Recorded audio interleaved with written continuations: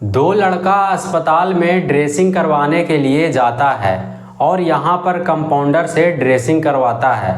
और फिर यह लड़का जो होता है वह ड्रेसिंग करवाने के बाद यहाँ पर यह लड़का जो होता है डॉक्टर से मिलने के लिए बोलता है। तब यहाँ पर कंपाउंडर जो होता है वह बोलता है कि डॉक्टर साहब जो हैं वह केबिन में बैठे हुए हैं। तब यहाँ पर लड़का जो होता है डॉक्टर साहब से मिलने के लिए डॉक्टर साहब के केबिन में जाता है और वहाँ पर डॉक्टर साहब जो होते हैं वह बैठे हुए रहते हैं।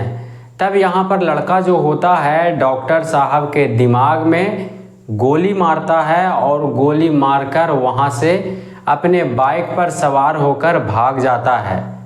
यहाँ पर के लोग जो होते हैं वह देखते रह जाते हैं, लेकिन किसी ने भी इस लड़का को पकड़ने का कोशिश नहीं करता है।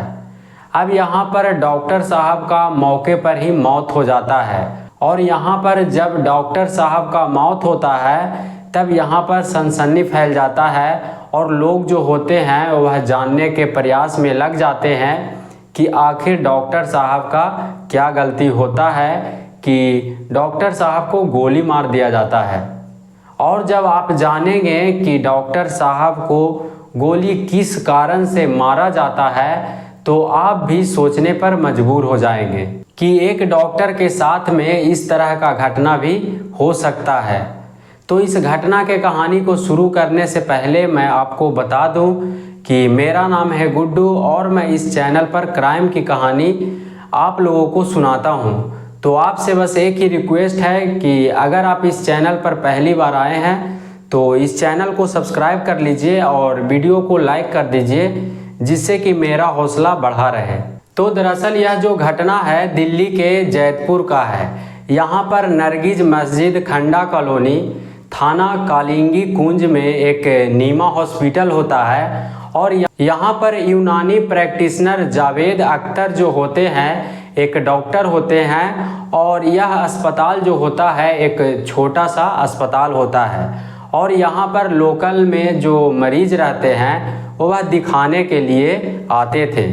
अब यहाँ पर 2 अक्टूबर 2024 की रात करीब 10 बजे के बाद दो लड़का इलाज करवाने के लिए आता है और यहाँ पर एक लड़का जो होता है वह अपना पैर में दर्द बताता है और फिर यहाँ पर एक कंपाउंडर से पैर में गर्म पट्टी बंधवाता है और फिर कुछ दर्द का दवा मांगता है। अब यहाँ पर 2 लड़का होता है और उसमें एक लड़का जो होता है वह इस कंपाउंडर से बोलता है कि डॉक्टर साहब कहाँ हैं, उनको से मिलना है और दर्द का दवा लिखवाना है।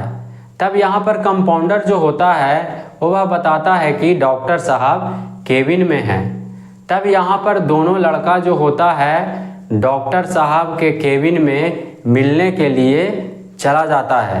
अब यहाँ पर डॉक्टर साहब जो होते हैं वह कुर्सी पर बैठे हुए रहते हैं और यह दोनों लड़का जो होता है डॉक्टर साहब के कमरा में अंदर जाता है और फिर यहाँ पर लड़का जो होता है कमर से पिस्तौल निकालता है और फिर डॉक्टर साहब के दिमाग में गोली मार देता है। अब यहाँ पर डॉक्टर जावेद अख्तर का मौके पर ही मौत हो जाता है और फिर यहाँ पर लड़का जो होता है वह अपना बाइक पर सवार होकर भाग जाता है। यह अस्पताल में जब गोली का आवाज़ गूंजता है तो यहाँ पर एक नर्स जो होती है रजाला परवीन और एक कंपाउंडर जो होता है एमडी काबिल दोनों डॉक्टर के पास में आता है। तब यहाँ पर देखता है कि डॉक्टर जावेद अख्तर जो हैं वह इस दुनिया को छोड़ चुके हैं। यहाँ पर डॉक्टर साहब के दिमाग में गोली मारा जाता है और डॉक्टर साहब का मौके पर ही मौत हो जाता है और फिर यहाँ पर कुछ समय के बाद सारे लोग जान जाते हैं कि नीमा हॉस्पिटल के डॉक्टर जावेद अख्तर को गोली मार दिया गया है और डॉक्टर साहब का मौत हो गया है। अब यह बात जानने के बाद लोग जो होते हैं पुलिस को कॉल करके बुला लेते हैं। अब यहाँ पर कुछ समय के बाद पुलिस भी आ जाता है। तब यहाँ पर पुलिस देखता है कि डॉक्टर जावेद अख्तर का मौत हो चुका है।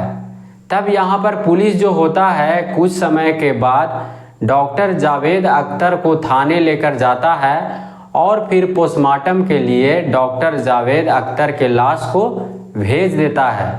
और फिर पुलिस जो होता है जावेद अख्तर के मुजरिम को खोजने में लग जाता है, जिसने कि डॉक्टर जावेद अख्तर को गोली मारकर फरार हुआ है और हत्या कर दिया है। अब यहाँ पर पुलिस जो होता है आसपास के सीसीटीवी कैमरे में चेक करता है और कैमरे के मदद लेता है और फिर पुलिस जो होता है डॉक्टर जावेद अख्तर के कातिल को ढूंढ लेता है। अब यहाँ पर यह लड़का जो होता है इसका उम्र 18 साल से नीचे होता है और जब पुलिस इस लड़के को सख्ती से जब पूछताछ करता है तब जो कहानी सामने आता है उसको सुनने के बाद आप हैरान हो जाएंगे। यहाँ पर डॉक्टर जावेद अख्तर के पास में एक नर्स काम करती थी और उस नर्स का अफेयर जावेद अख्तर के साथ था और इस बात का पता नर्स के पति को हो जाता है। अब यहाँ पर नर्स के पति जो होता है नर्स को समझाने का काम करता है, लेकिन क्या वजह होता है कि इस नर्स के पति जो होता है डॉक्टर जावेद अख्तर को ख़त्म करने के लिए सोच लेता है। अब यहाँ पर इस नर्स के पति जो होता है एक लड़का को तैयार करता है डॉक्टर जावेद अख्तर को मारने के लिए। और यहाँ पर इस नर्स के एक बेटी होती है और इस नर्स के बेटी से एक लड़का जो होता है वह बहुत प्यार करता था। तब यहाँ पर नर्स के पति जो होता है उस लड़का को डॉक्टर जावेद अख्तर के हत्या करने का सुपारी देता है और फिर सुपारी में नर्स के पति जो होता है वह बोलता है कि मैं अपनी बेटी से तुम्हारा शादी करवा दूंगा। अब यहाँ पर यह लड़का जो होता है इस नर्स के बेटी से बहुत प्यार करता था और यह लड़का जो होता है नाबालिग होता है, तो आप सोच सकते हैं कि यह लड़का को सोचने का ज़्यादा समझ नहीं होता है या और भी किसी तरह का बात यह लड़का जो है सोचता है और फिर सोचने के बाद यह लड़का जो होता है डॉक्टर जावेद अख्तर को हत्या करने के लिए तैयार हो जाता है। अब यहाँ पर लड़का जो होता है हत्या करने के लिए एक दिन पहले ही अस्पताल में देखने के लिए जाता है कि डॉक्टर साहब कितना बजे से कितना बजे तक अस्पताल में रहते हैं। तब यहाँ पर यह लड़का को मालूम हो जाता है कि डॉक्टर जावेद अख्तर जो है वह रात के 8 बजे से अस्पताल में बैठता है।